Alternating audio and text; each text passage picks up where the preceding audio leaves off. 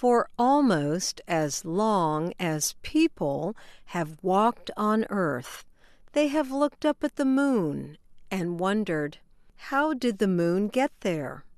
How long has it been there?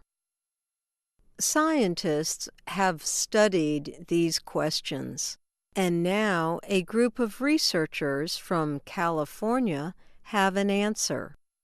Based on their studies, they think the moon is 4.51 billion years old. For years, researchers have been studying the many rocks American astronauts brought back from the moon between 1969 and 1972. The early rock studies led many scientists to think the moon was formed long ago, about 4.3 billion years ago. Scientists believe the moon was created when a huge rocky object about the size of Mars struck a very young Earth. Then some of the pieces from that violent crash came together in space to form the moon. But that estimated age, 4.3 billion years, created a problem for scientists. That is because it does not leave much time for life to get started and develop on planet Earth. Melanie Barboni is a researcher in the Department of Earth, Planetary, and Space Sciences at the University of California, Los Angeles. Here at UCLA, there have been this study that has found that life could have appeared as early as 4.1 billion years old. So now, if you believe this giant impact occurred at 4.3, it doesn't leave you a long time between the impact and basically the Earth being half destroyed and then the Earth acquiring all the conditions you need for life.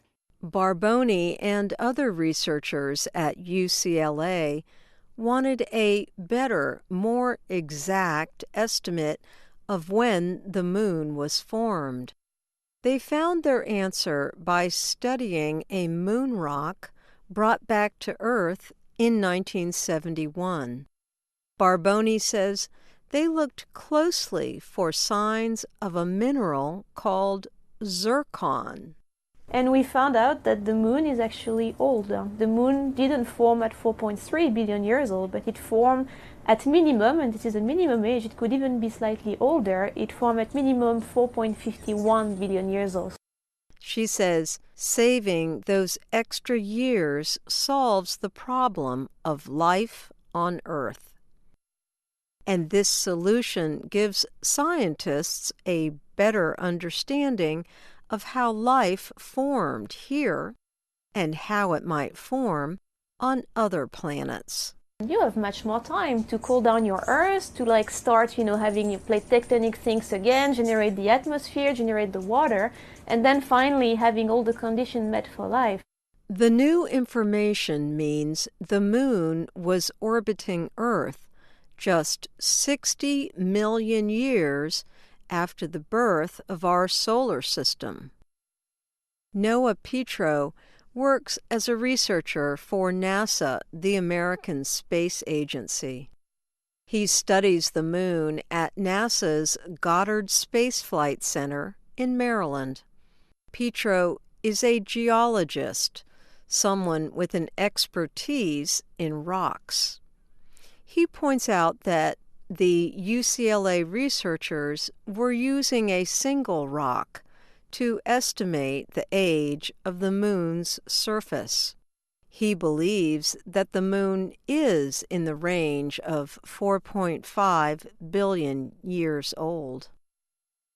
Petro adds that understanding the age of the moon is very important to understanding the solar system. Knowing when the moon was formed can tell scientists about when other events happened. Lunar rocks have been studied on Earth since American astronauts first landed on the Moon.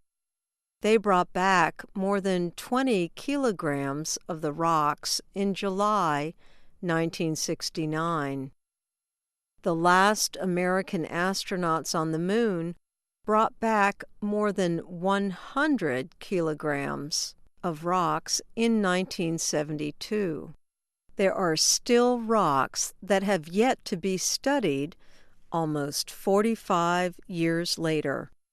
Lunar samples are the gift that keeps on giving, Petro says. We will be studying them 45 years from now and 45 years after that. But Petro says, as much as we use rocks, it isn't set in stone what happened.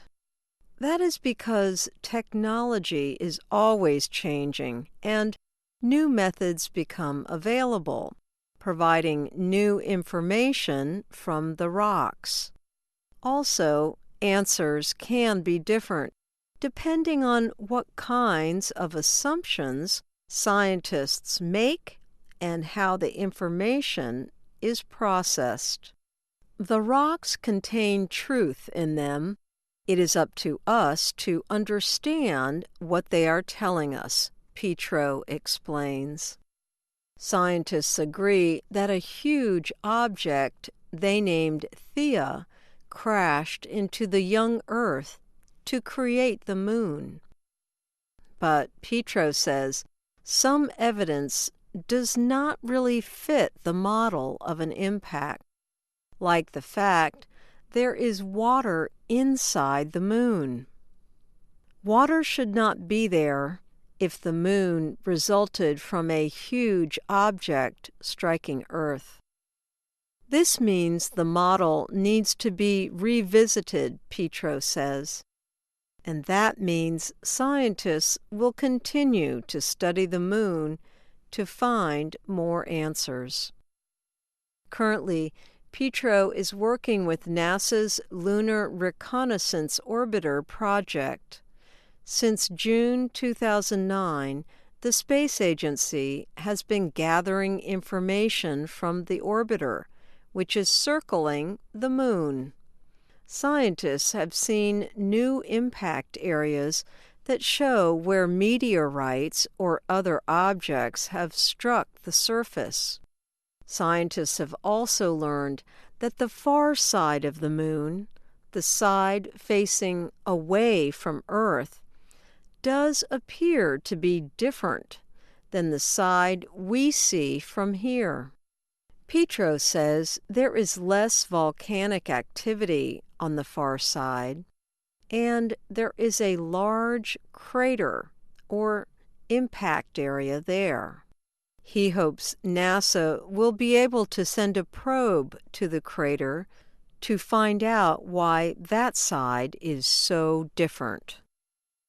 Sending a probe to the far side of the Moon will require a special satellite because the spacecraft will not have a straight line to communicate with Earth.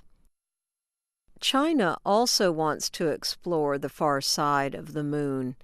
In December 2016, the Chinese Space Agency announced its 5-year plan for space exploration. It includes sending a probe to the far side of the Moon. One expert says there are suggestions that China may also send humans there eventually. So, humans are far from finished looking up at that bright round object in the sky and wondering, what is up there? I'm Ann Ball.